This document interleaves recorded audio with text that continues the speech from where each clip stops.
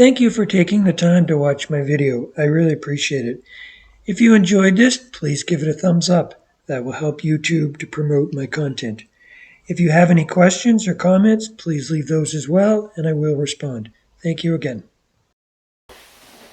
Today I'm going to do a video on something I've never talked about before, but I've been turning wood for a few years, 15 or 20, and throughout that time turning odds and sods, just small projects. But like most wood turners, eventually the dream is to be able to take a log from a tree that's been cut down and turn a bowl. I've done this before lots of times, but I've never talked about it. One thing you need to understand is when you cut down a tree, it is wet. It's probably 50% water. So when you go to turn that, if I put this on the lathe, as soon as it starts to dry, it'll warp and it will crack. There's no way around that. The only way to avoid that is to let it dry before you turn it. This log, which is probably 16 inches across, in this form right here would take about 16 years before it was dry. Dry enough that you could turn it so that it won't crack. Obviously, we don't want to wait that long. So there are some things we can do to speed it up. And we're going to talk about those. First thing I'm going to do though here today is cut it down into a manageable size. Although it's round, it's not exactly bowl shaped, and it's way too big and heavy to put on my lathe today. So we're going to go ahead and we're going to cut it with a chainsaw down into some manageable pieces, and then we'll go from there. The first thing I want to point out, and I'm going to just stand up here for a second, is this log, and I'm going to move the camera over so you can see what I'm talking about.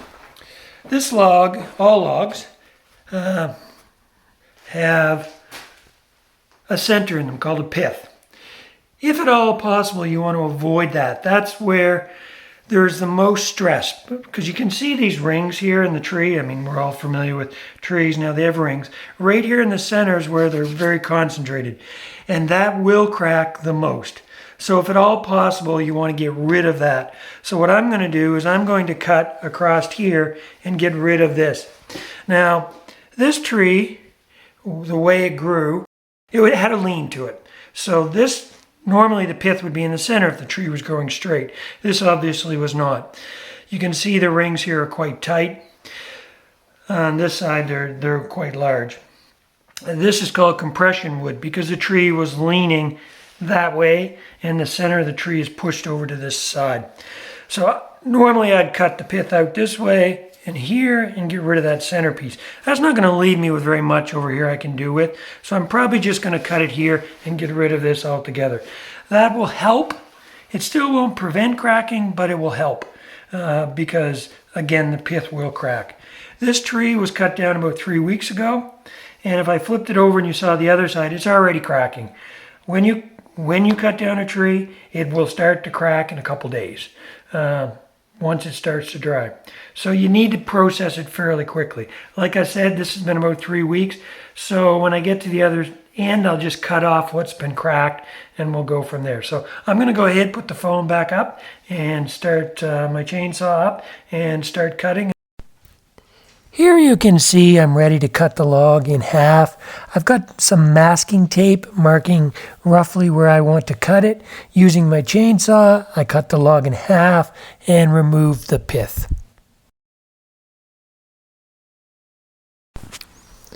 The first step in the design process is to cut the log in half, keeping in mind a few things, the pith and final dimensions of the finished product.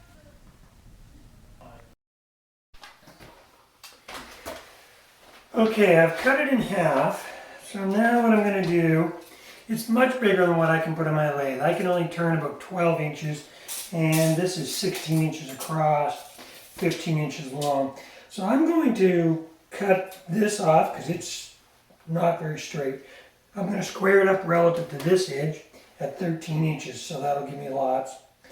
And I'll probably take a little bit off of this just to square it up this way as well. And then I'll have a square block that I can put on my lathe. The pith is gone now. It's in this piece that's on the floor, which you can't see, which is an odd shape because it's narrow on this end and it's fairly large on this end. But to be honest with you, by the time I cut the pith out here, I'll have to take that much off. It's not going to leave me with very much, so I'm probably not going to use this piece at all. That'll just go into firewood. And I'll just save this. So I'm going to do some more cutting, and then we'll see what it looks like when I'm all done.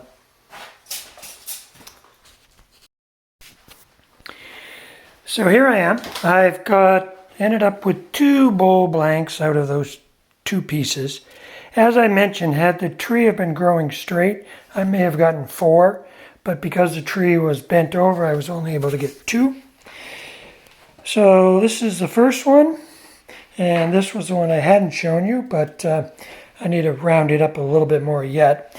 I put this one up the other way because I may turn this as a live edge.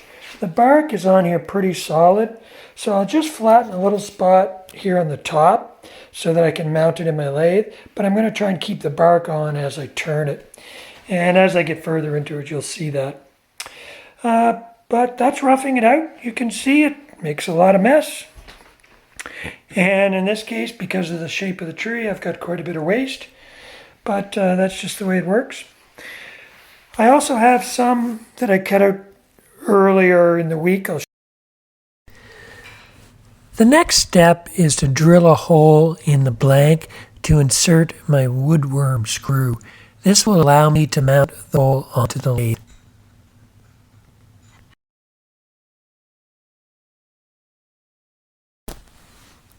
Here the log is mounted onto the lathe.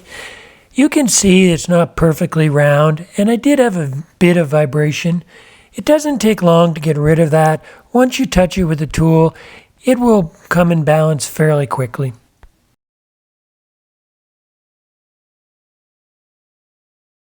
Okay, here we are. I've rough turned this bowl. If you remember, I told you this bowl would have taken about 14 years to dry. They say it's about a year per inch. So what I've done is I've rough turned it. So it's shaped like a bowl, looks like a bowl, but it's about 1 inch thick. So now I've shortened my drying time down to a year because it only has to dry here. And we can do some things to speed it up along the way as well. So probably could turn that in about 6 months. I've started this one over here. I'm not quite done. Just thought I would show you. I've still got to take it, thin it down a bit and go a bit deeper. This one I'm going to try and make it live edge. But unfortunately a little piece of bark broke off when I was turning it. So I'm not actually over here. So I'm not sure how that's going to work out. But we'll leave it that way for now. So the next step in the process, besides the waiting, is I'm going to pack them in a bag, fill them full of sawdust, shavings, to just again slow the rate of drying down a little bit, because if they dry too quick they'll actually crack, so you want to slow them down. So I'm going to put them in a bag full of shavings. If I just had some shavings to do that with. Oh, looks like I have lots. So I'll clean up my workshop. I'll pack those shavings up in a bag. I've already got some bowls in there that I roughed out earlier, and I'll pack them up and let them dry.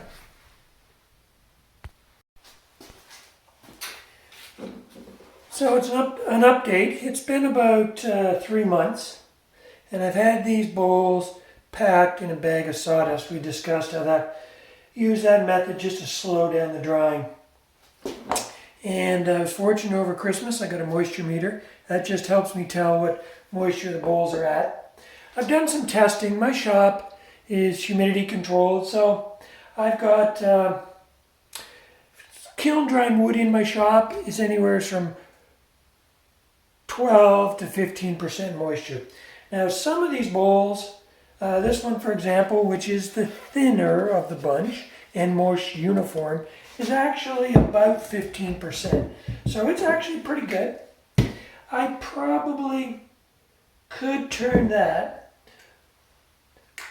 now, although when I say it's at 15%, one thing I'm noticing is the walls here, which are 1 inch thick, are down, The bottom is a bit thicker and it's about 20% moisture. So I think I'll want to dry it a bit more so it doesn't crack. Now I noticed that on this bowl. This bowl, when I turned it, I didn't get the bottom as thin as I would like. So the bottom was probably 2 inches where the sides are an inch, inch and a half. As a result, this bowl, I don't know if you can see that, but it's starting to show some fine cracks there.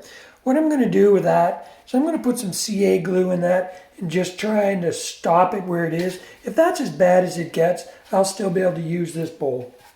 The others, which are a little more uniform, I don't see any signs of crack and they're relatively dry.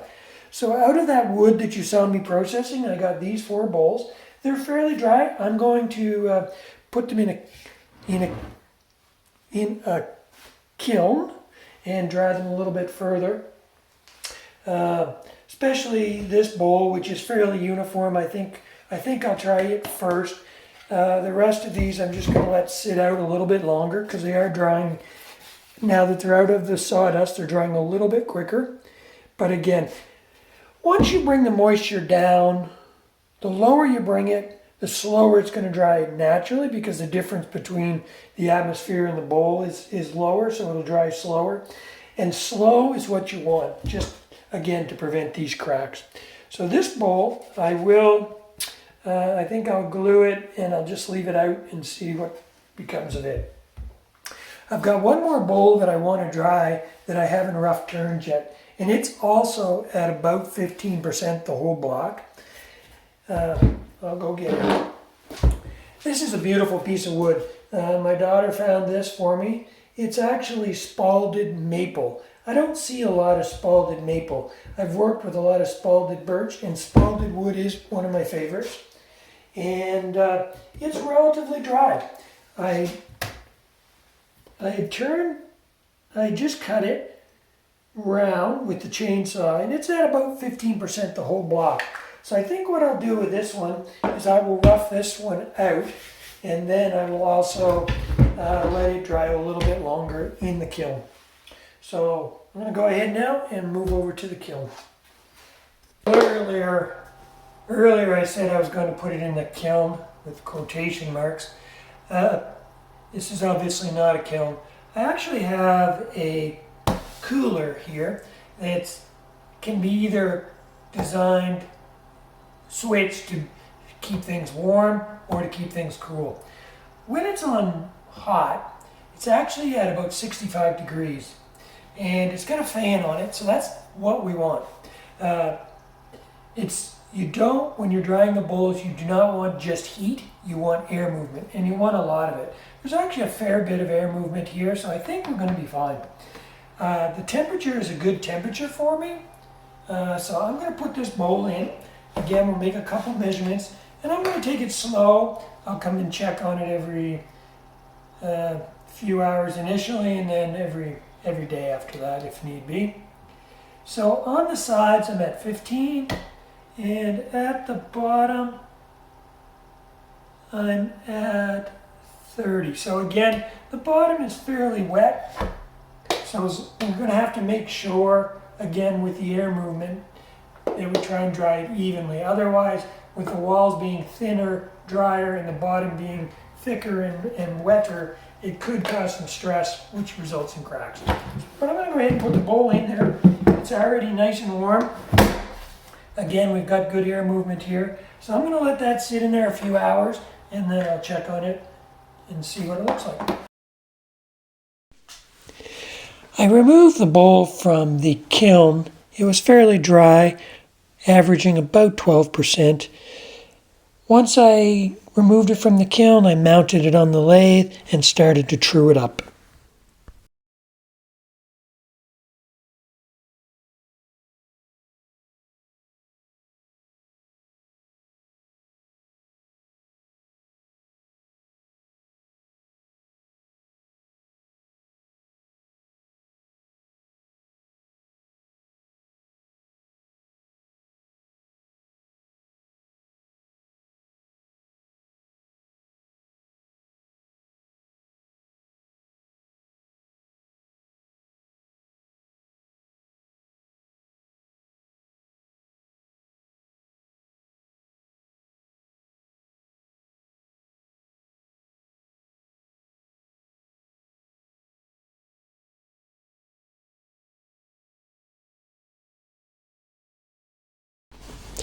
I did not record the turning of the outside of the bowl.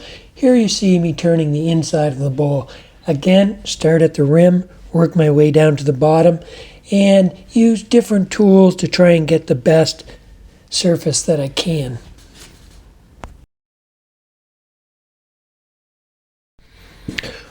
When working the surface of the bowl, I did end up using different tools. I switched between a bowl gouge, a scraper, and also a carbide tool.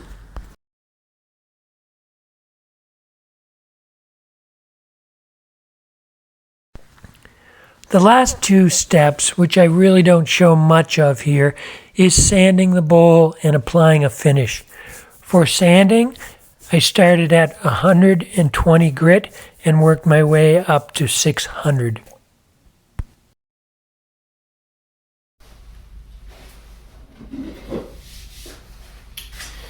So here's the finished product.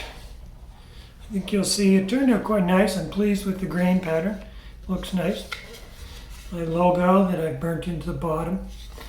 So this was cut down 4 months ago. So it spent 3 months, a little bit more than 3 months, in a bag full of sawdust, packed full after I'd rough turned it, as I mentioned.